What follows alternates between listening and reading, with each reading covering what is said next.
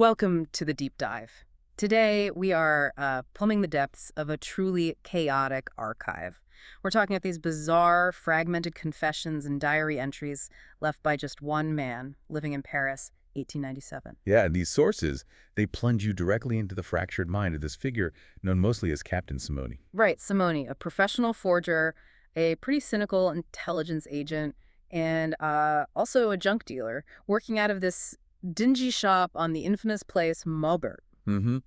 And what makes his story so crucial and honestly so complex for you, the listener, is just how unreliable he is. He's a walking contradiction. Suffering from amnesia, you said, and maybe even a split personality. Potentially, yeah.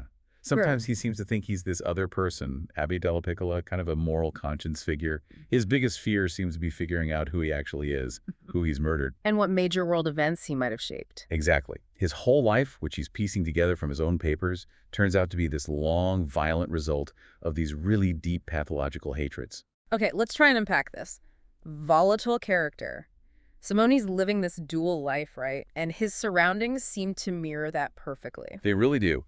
Downstairs, you've got the shop in place Maubert. It's filled with what the papers call bizarre junk stuff nobody would actually want. But upstairs, that's a different story. Completely different. If you got access, you'd find what's described as ostentatious opulence. Think mahogany bookcases, a huge four-poster bed, expensive Sevres porcelain. It's deliberate. Stage setting, like you said, projecting status, hiding the profits from his real trade. Which is high-level fraud, yeah. And his training for this dark career didn't start in espionage, did it? It was more bureaucratic. That's right. He began as a scrivener, a notary's assistant in Turin, working for Notaio Rebodengo. But even then, he wasn't just shuffling on his papers. He specialized early on in fakes. Oh, yeah. Fraudulent documents, wills, contract. The sources are very clear. He had remarkable handwriting skills. Ah, the key skill. Absolutely. This ability to flawlessly copy or just invent signatures, that became the foundation for his entire intelligence career later on. He learned really early that paper is power and that history. You can rewrite it with the right forgery. Okay, so moving from his, let's call it professional deceit, to his personal toxicity. His writings detail these really visceral hatreds with this strange, almost pseudoscientific specificity. Let's start with his misogyny. It's notorious. He calls women a sack of excrement. Where does that come from? It seems to trace back to some kind of childhood humiliation, plus this deep fear related to personal vice. Masturbation, basically. And this was amplified by dodgy medical theories of the time. Exactly. Dr. Tissot, specifically, who warned that these solitary practices led to paleness, blurred memory, eventually blindness, all sorts of things. Simone seems to have weaponized his own anxieties, turning them outwards into this really intense contempt for women. Wow, okay. And then he applies that same warped lens to entire nationalities. Like his anti-Germanism is incredibly specific. It really is. He argues they're the lowest conceivable level of humanity, based on supposed physiological inferiority. Which he pins on what exactly? It's bizarre. He claims it stems from them producing like twice the volume of feces as a Frenchman, and also suffering from exaggerated bromidrosis, foul-smelling sweat. So this isn't just prejudice, it's him trying to ground it in biology, make it sound like fact. Precisely. It's the mechanism he uses to try and legitimize his bigotry. And then perhaps most catastrophically for history, his anti-Jewish sentiment. It's everywhere in his writing. Pervasive? He claims Jews are identifiable by their smell, the Fetter Judaica, and he links them to every subversive force he can think of, communists, Masons, any kind of deceiver. He even mentions meeting Freud, right? Yeah, an Austrian physician he calls Dr. Freud. He distrusts him instantly because he saw him eating non-kosher food in a French restaurant. For Simone, any sign of assimilation, any deviation from stereotype is just proof of some deeper hidden deceit. So if his personal life is driven by these, well, frankly, petty hatreds, how does he scale that up? How does it become political, global even? This leads us to the roots of his obsession with conspiracy. He didn't invent it, did he? No, not at all. Yeah. He inherited the basic blueprint. His obsession with these vast conspiracies goes right back to his grandfather. His grandfather? Yeah, a former Savoy officer who taught him the theories of Abbé Barruel. Ah, Barruel. The idea that the French Revolution was a big plot. Exactly, a universal conspiracy led by the Templars, Masons, and Weishaupt's Illuminati of Bavaria. This is really critical. This pre-existing structure, these powerful secret societies plotting against the throne. That's the framework Simone later adapts for the Russian secret police. But before he gets into that business, he's an active agent himself in Italy during the Risorgimento. Right. He starts out looking like a sympathizer, with Mazzini and the Carbonari, but then he flips, becomes a spy for the Piedmont government. And what was his main goal then? Pure cynicism, to prevent an Italian republic from being established. And this mission leads him to one of his most audacious and horrific early acts, sabotaging the ship Hercule in 1860. Okay, walk us through that. The sources make it sound like a calculated betrayal. It absolutely was. He poses as a fellow redshirt, one of Garibaldi's volunteers. He earns the trust of the expedition's quartermaster, a writer named Ippolito Nievo. And then? Then Simone arranges the murder of Nievo and his helper, Nunuzzo. He does this by getting a chest loaded onto the ship, a chest containing a timed gunpowder charge. The whole point was to blow up the ship, destroy its cargo, including crucial administrative records off the coast of Stromboli. Ensuring the expedition would collapse. Exactly. No republic formed. It wasn't just high-stakes political sabotage, though. It was murder. Absolutely. The source material is pretty clear that after the ship was destroyed, somebody went back and silenced the only other person who knew about the bomb, Nunuzzo, stabbed him. Right. It established his capacity for extreme violence in service of a political goal. Stopping democracy, basically. Furthering chaos. So, from Italian politics, he pivots somewhere completely different. Infiltrating occult circles, Jesuit plots, what was that about? It sounds weird, but the goal was still conspiracy. The Jesuits were trying to prove that the Masons were Satanists. So Simone gets involved in their anti-Masonic operation, which centers around this woman, Diana Vaughan. Diana Vaughan. She had issues. Yeah, she suffered from alternating personalities. One was a devout Christian, the other claimed to be a Luciferian Mason. Simone basically used her condition to generate evidence about satanic rituals for the Jesuits' plot. And what he claims to have witnessed. It's pretty out there, isn't it? The Black Mass ritual. Deeply grotesque, according to his notes. Theatrical. He describes naked prepubescent androgynes and the priest, Abbé Boulon, wearing a cloak, a chlamys, that was deliberately opened to show, well, his erection. Good grief. Yeah. It was this mix of sexual deviance and blasphemy, designed, Simone figured, purely to generate propaganda against the Masons. And the climax of this night is what supposedly triggers his break, his amnesia, the murders. It seems to be the final contamination for him. Simonini, already obsessed with purity, is disgusted by the whole scene. Then he rips a medallion from Diana's neck, finds Hebrew writing inside. She murmurs something about her mother being Jewish. Which, by Jewish law, makes her Jewish. Right. And for Simone, this realization that he's been intimately involved with someone representing the focus of his deepest hatred seems to be the final straw.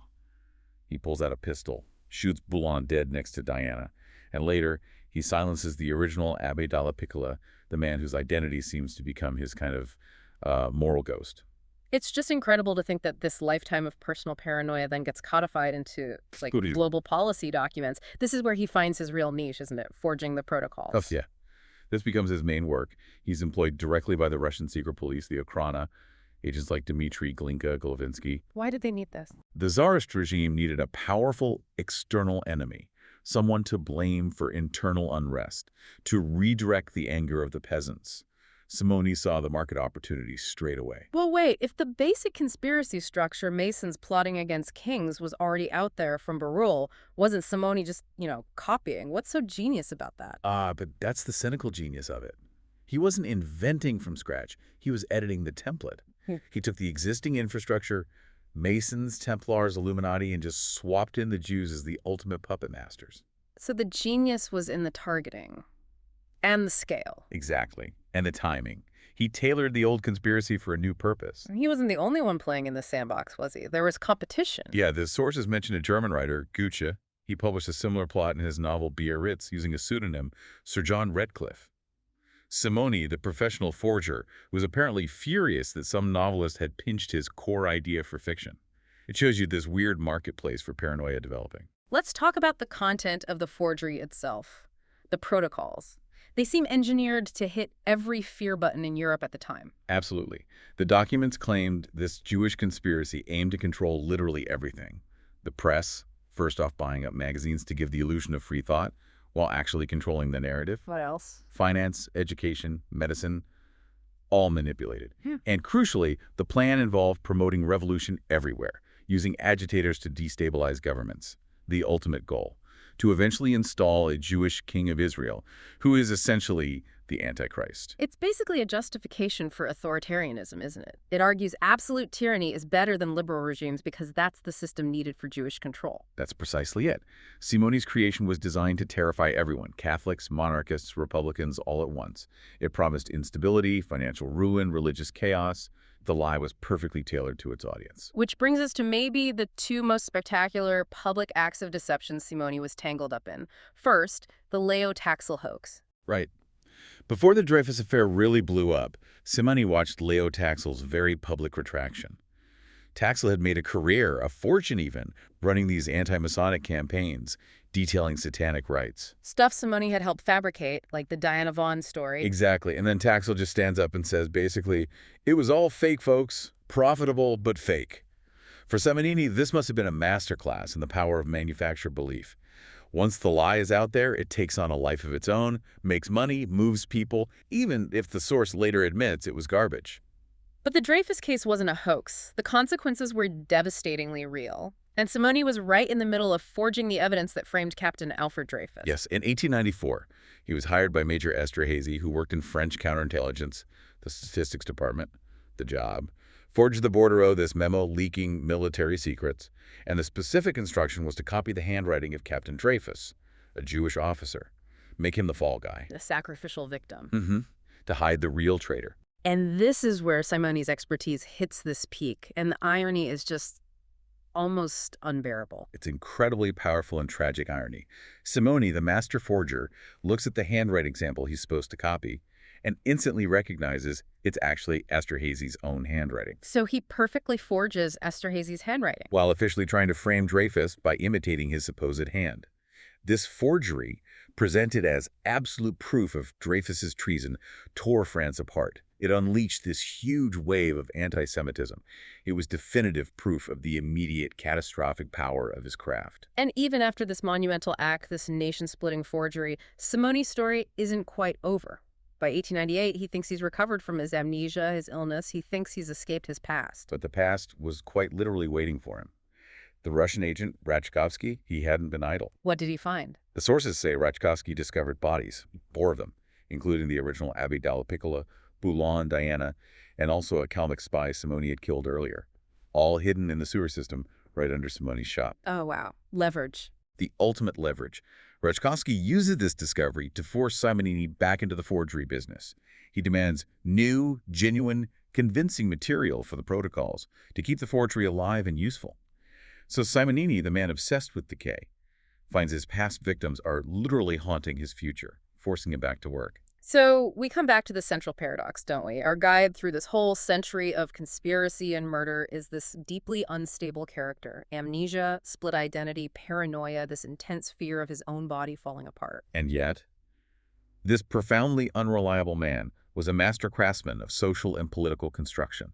His cynical, often self-serving actions, sinking the Ercole, framing Dreyfus, and most lastly, fabricating the Jewish protocols, these created fictions that were incredibly powerful. They moved nations.